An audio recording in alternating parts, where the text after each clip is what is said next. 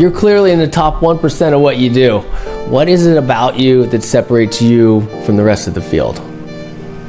I'm not afraid of failing and starting from scratch because I came here with nothing. I came here with 2 suitcases.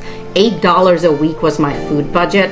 I know exactly what I need to cut back if I was to lose everything and start over again. And I still drive an 11-year-old car. I don't have fancy expenses other than the need to travel, for which I'll always find a way. So that's the other thing, is persistence and always finding a way to get there. So if path 1 fails, go off-road and find your own trail to get to that destination. Don't give up. There's somebody has done it before you. Just go find that person and follow their footsteps. Is there any other mindset or habit you think that puts you in that top 1% of performers in the field?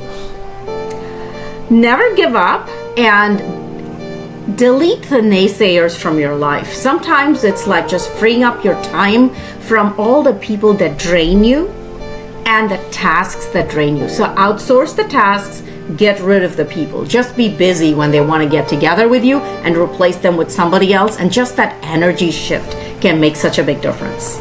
Nailed it. Thank you so much.